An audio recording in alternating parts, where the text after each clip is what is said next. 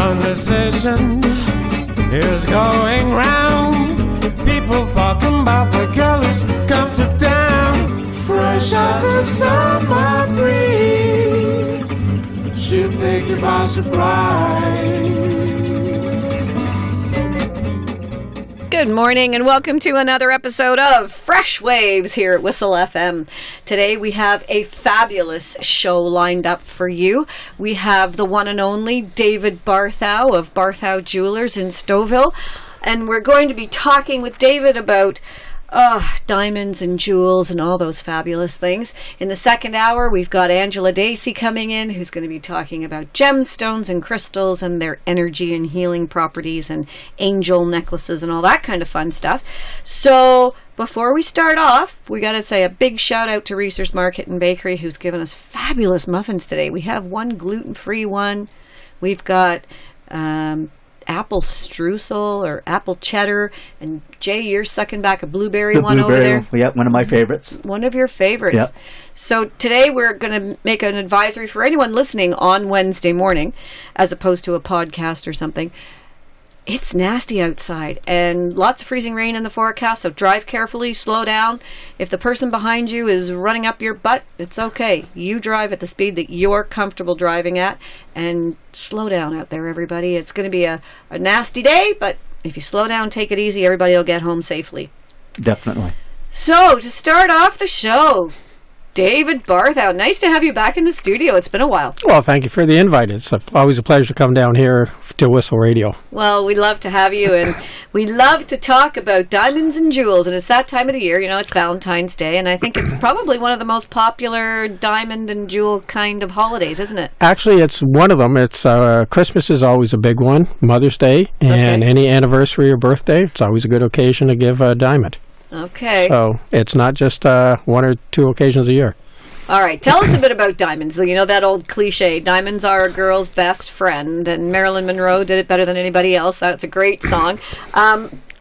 Is it still the way? Diamonds are really, that's what women want? That is the traditional gift for getting engaged and marking special occasions. You know, a diamond is the most precious thing, I think, on earth right now. Really? So, yeah. Yeah. Is it? Yep, it's that rare still? Because you keep hearing a little, about more diamonds being discovered or another diamond mine and things like that. They are discovering more diamonds. It's the different quality. They're also man-making them too. Right. So there's that difference that's coming in to the market that we're addressing. And diamonds are carbonized crystal. Actually, that's exactly what they are, but they're the hardest substance known to man. Really? Yeah. So how do the fake ones compare? Are they good enough, people can't tell the difference? When you talk about fake ones, there's so much variety in the different, when you call fake ones. You can have glass that looks like diamonds. You can have cubic zirconia, which kind of looks like diamond. It's another chemical man-made products. Yeah. And there's the man-made diamonds there. They started making them in about 56, and just within about the last 5 years, they've got gem quality ones that are now able to be sold, and special equipment to identify them, but they are identifiable from the natural. But we've been making synthetic gemstones since about, since synthetic rubies and sapphires started about 1904. Really? Yeah. So everybody wants, a real ruby or a real sapphire, but there are the options to get synthetic ones. Well, I guess if you're just looking for a fashion accessory, then you could go with the fake ones. But if you're looking for the quality of a gemstone, that's a different story altogether. Right. Well, the beauty of a diamond is you can wear it for a lifetime, and it'll be as good as the day that you received it. Really? Yeah. So your grandma's diamond that she received in, let's say, 1900 or even in the 1800s, it's still the same today as it was the day that she got. I mean, they're that hard. Will they wear down? They will, but it's very rarely that you ever scratch or mark a diamond. They're so hard. They can break or they can chip, but you can wear it a lifetime and not do any damage to it. The mounting, that's a whole different story. But the diamond, they are that hard. I heard someone who was in a fire in Mexico, and it was a wedding, and the ring was a grandmother's, and all the gold got all melted and damaged, but the diamond was fine. Yep. That's the one thing. We take old diamonds and we reset them in new mountings, new designs, repurpose them. Can you recut them? Yep. Yep. So you can actually put them back into their whatever machine you use and cut them. You can cut them to modern standards. Like originally when diamonds were formed and found, they didn't have the technology and the equipment to be able to cut them the way that we cut them today. With advancement in technology and understanding how light travels through a material, they've come up with the design, which is a round, brilliant cut, which gives you the most brilliance out of a diamond. So it makes it sparkle the most. Yes, When you exactly. say that brilliance, it's more about the sparkle, isn't it? Yeah, sparkle, fire, and scintillation. Those are three words that we use. Sparkle, fire, And scintillation. scintillation. Yeah. Okay, what is That's scintillation? the dispersion of light when it comes out of when the light goes into the diamond and it gets refracted and reflected inside, and then it comes out and gives you the Sparkle. the sparkle or the Roy G. Biv colors: red, orange, yellow, blue, indigo, and violets. Okay. Okay, yeah. All right. Yeah. So if you were looking for the sparkliest cut you could find, which one would you be looking at? Well, you'd be looking at the round, brilliant cut diamond. That The has round brilliant cut. But then there's also how well the cutting was done. You can get diamonds that are ideal cuts, which the facets on the top line up with the facets on the bottom. The angles are correct, so you're going to get more brilliance out of the diamond. And they do that. They'll lose more weight from a diamond, so the diamond will become lighter. So you're cutting more off. You're cutting the fat off. to get that better To get look. So it's the maybe better not angles. a carat and a half. It's a carat because you've Or carat 45 or whatever. Right. Yeah, when they take a rough diamond, you'll lose over 50% of its weight in cutting. wow. Yeah. So if you Even with the new technology, you're still even with gonna the new lose that much. technology, yeah. So that round brilliance, is that the one that's round on the top and then it goes pointy on, Correct. on yeah. the bottom? Yeah. Looks like a cone on the bottom, and originally, if you find a crystal, we call them glassies. They almost look like two pyramids, one base to base, one So base they're to the pointed other. at both ends then? Pointed at both ends. Yeah, we call that a glassy. Okay. Yeah, they're very rare when you get them well formed, but that's with no polishing. They're nice and shiny, and Really? yep, Right Yeah. out of the ground looking like that? right out of the ground. Yeah. Isn't that something? Yeah. So tell me a little bit about this mine in Timmins, it's Timmins, Ontario, isn't it? No, it's Attawapiskat. Attawapiskat. Yeah. Okay. And that mine is called the Victor Mine, and it is actually coming to the end of its life. It's not that many years ago that they opened it up, but it was worthwhile to mine that diamond. And Canada is one of the ones that supply a third of the diamonds globally. Really? Yeah. Because Yeah. people think, I think when you think of diamonds in your brain, you're thinking South Africa. You're thinking South Africa, you can think Australia, Russia also has some. So there's diamonds found in numerous places around the world. And in 1998, Canada's first diamond mine opened up. So we're relatively new in the diamond industry as far as supply goes, but we're the third largest supplier. We've got, I believe it's 5 mines open right now in Canada. Really? Yeah. Are Yeah. they all in Ontario or across the No, country? there's only one in Ontario. There's Stornoway in Quebec and Northwest Territories. So I guess there has to be a specific growing area for diamonds. Diamonds come up in what's known as Kimberlite pipes, from the mantle of the earth. It comes up in the kimberlite. They will start as mountains, and through erosion and everything, they can end up being in a riverbed. And the Diavik diamond mine is actually at the bottom of the lake of one of the lakes up in northeast or north of Yellowknife. Interesting. Yeah. So that must be expensive to mine it if it's at the bottom of the lake. Yeah, they had to put a dike in to be able to mine this, and they had to get permission from the First Nations people to do that. Right. And Canadians are very environmentally sensitive to mining, so that's one of our leads in the mining industry and diamond industry. Great. Yeah. So they mine these diamonds and they come out of the ground, most of them looking a bit rough. Like you wouldn't even know that they're worth anything. No. To just see them. The regular person would look at it and say, oh, it's a stone, and throw it on the driveway. Yeah. It can be. It depends upon which type of diamond that you're mining for. Right. Yeah. And there are different colors of diamonds, are there not? Yes. Yeah. Naturally, in the process, it all depends how much boron that there could be in the diamond as opposed to just carbon. It's all this chemical or as crystallography and chemical compositions, that stuff we learned at school that we thought, what are we going to use this for? Yeah, and then you find out, this is exactly it what is I'm going to use worthwhile. it for. Yeah. So when you find these other colors, what colors are we talking about? Well, the most famous diamond that people know has a diamond, but they don't realize that it's a diamond, is the Hope Diamond. Okay. Okay, and what color is the Hope Diamond? Blue. Blue. Yeah, it's in the Smithsonian Institute. How blue is it? I don't think I've seen It's it. really blue. Like dark blue, royal blue? A very dark bluish-greenish color. Wow. Yeah, and it's quite a large gemstone, yeah. But you'll get pink diamonds, yellow diamonds.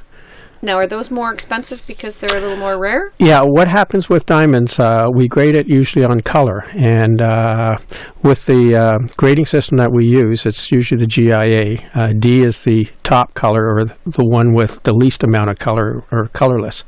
And then they're increasing in color down to Z, or Z if you're American. Okay. And then that means that there's going to be more yellows or browns going into the color of the diamond. And then what happens is there's so much color, it becomes a fancy color. It's an attraction as opposed to taking away from the beauty of the diamond. Right. So once it has enough color to it, it becomes what we call a fancy color diamond. So if it was a little on the yellowy side, but not quite a yellow diamond, that wouldn't be a good thing.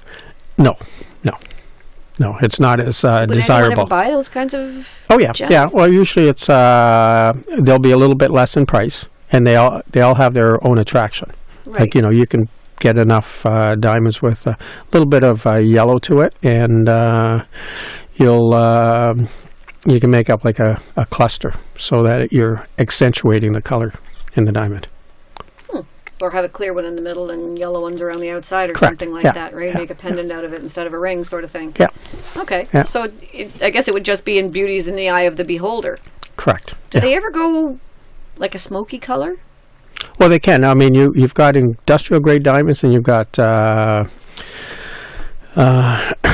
jewelry gem quality diamonds. So we look at the gem quality diamonds. The industrial grade diamonds are used for drill bits and different industrial purposes. So they could be a little more on the smoky side, and nobody cares. They'll be what we call it bort is actually what it is. It's lower quality, but very sharp crystals. And diamonds are so hard that they're used for drill bits. They can drill Right. through just about anything. Mm-hmm. So it does have an industrial purpose, and it does have a jewelry purchase or gem quality purpose. So if someone just goes out and they're looking to buy their girlfriend or boyfriend a diamond for Valentine's Day, what are they looking for? I mean, I guess they have to come to you and tell you what their budget is, first of all. Actually, first thing they need to know, what style and what are they looking for? Budget is always a very important part. And do you want to go bigger with a lower quality, or do you want to go smaller with a better quality? And most people have noticed somebody that's got a ring and it just seems to dance and it attracts your attention. That's kind of like the purpose of a diamond, is to, so that people will notice it. So I always like to go with a better cut diamond so that it reflects more of the light, and it's usually the reflection of light that people are looking for. Okay, well, would you then have to have one that sort of stands up from the setting to get the light going through it? No, that's just the design of the setting. A lot of times people will spend more time on the style of the setting as opposed to the quality of the diamond. Really? And because they might like it. The women are more attracted to the style, fashion end of it. Guys are more technical. Okay, what's the light return on it, and what are the angles, what clarity is it, what color is it? And in most cases, if you have a diamond that's a SI quality grade or a VS quality grade, unless you use magnification, you won't be able to see the inclusions. The diamond will Really? look the same. Yeah. It'll look the same. Yeah. Is that the same too with the high-end fake ones? Is that for the naked eye? For the when you say high end, when you say high end fake ones, sometimes your cubic zirconia, which people see and understand. It's one of those imitation gemstones, or man-made gemstones. Yeah, well, yeah. Okay. I like to divide things up into real or man-made. Okay, man-made. All right. Yeah, Fake, man-made. even with gemstones, somebody says, well, this is a semi-precious or a precious one. It's either genuine or it's man-made. You can have something that is semi-precious, but it can be more valuable than something that is precious. How? Alexandrite is classified as a semi-precious gemstone, and it is a very rare and very expensive gemstone. Then why wouldn't it be classified as precious? It's classified as genuine. And we always put terms of precious and semi-precious. If you have something that is precious, and let's say the ruby, sapphires, emeralds, and diamonds are going to be the precious ones that most people think of. Mm-hmm. But if you get a very low quality of any one of those things, it's not really valuable, desirable, but we're still calling it precious.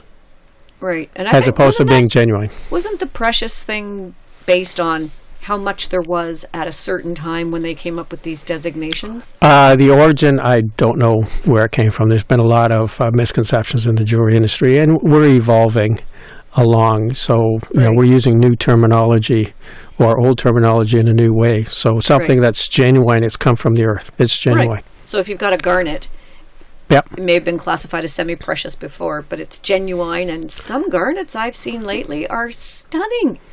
There are, and there's some that look really bad. If you want to buy a lot of garnets that are really cheap, just go out and buy some garnet sandpaper. It's called garnet sandpaper because the crystals that are used on it is garnet. Yeah. Interesting. Yeah. But some of it can be really pretty. Some of it can be very pretty, and most people don't even realize you can get a green garnet. It's called savarite. Really? Yep. A green garnet. Green garnet called savarite. It looks like a really deep colored emerald. Wow. Yeah. So when you get into the natural gemstones, you can get into a real variety. So the non-genuine, fake, man-made gemstones. So if you had a man-made diamond, could I tell the difference? No.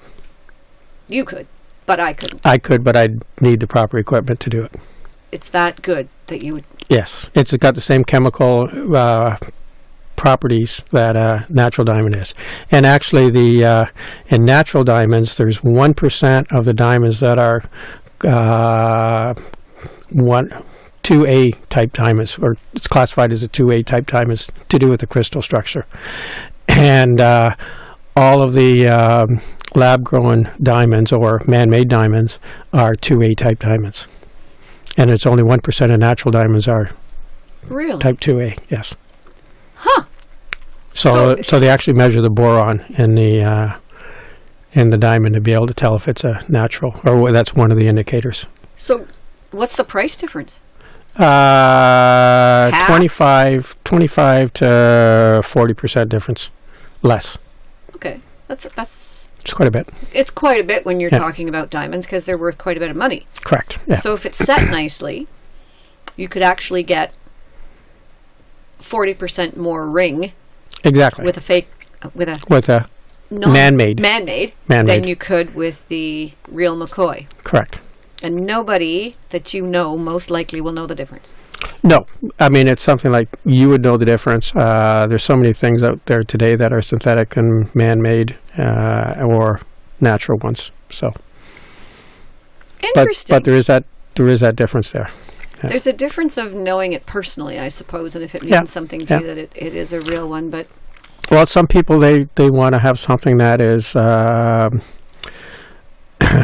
From all the hype that's out there today, they think it's more socially accepted. Right, it's more showy. Everyone wants to think that they're one of the Kardashians. Well, it's not only that, like entitled to a huge diamond. Right. If everybody wanted a 1-carat diamond, there's not enough diamonds to go around to give everybody a 1-carat diamond, or for everybody to have one. Really? Yeah. Now, to get a 1-carat diamond, you would need 50 gravel trucks full of ore-bearing diamond material to be able to find a 1-carat diamond. Really? Yeah. That's crazy. Yeah, it's phenomenal amount of material that's used to be able to get it.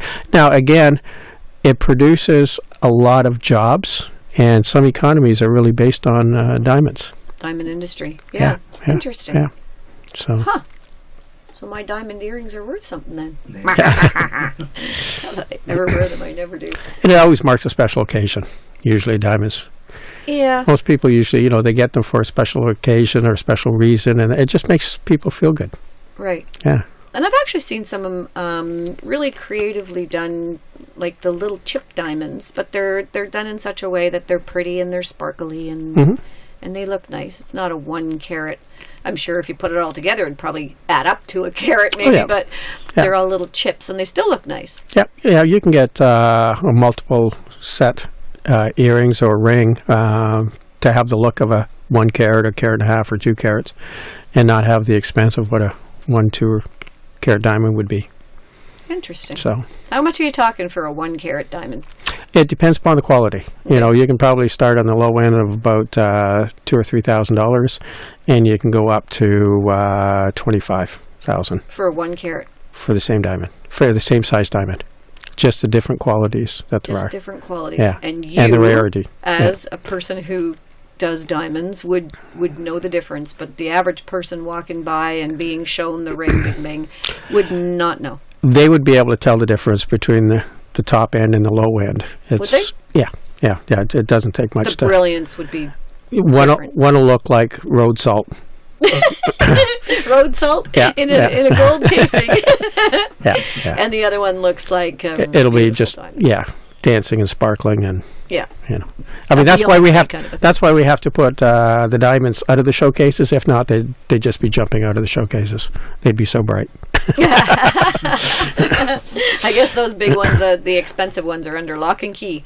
All our diamonds are under lock and key, or most stores are under lock and key because of the value that's involved. Because we're not just looking at one; we have a multiple number of diamonds in our display cases. So when you go out to look at diamonds, do you do that? You've got that old movie image of a guy with white hair, and you've got white hair, and he's got the that magnifying glass thing, and he's looking at it, and is that still how it's done? With the eye loop? Oh yeah, he's got the eye loop in his pocket. I carry one with me all the time. Isn't that funny? Yeah. All right, we've got to take a little break. When we come back, we'll talk about some other alternatives to diamonds in terms of not necessarily in terms of get a man-made diamond, but there are really beautiful gemstones to choose from, and some of them are not diamonds. Yep. There you go. We'll be right back. You're listening to Fresh Waves. I'm your host, Bren Mass. We've got David Barthau in the studio, so stay tuned.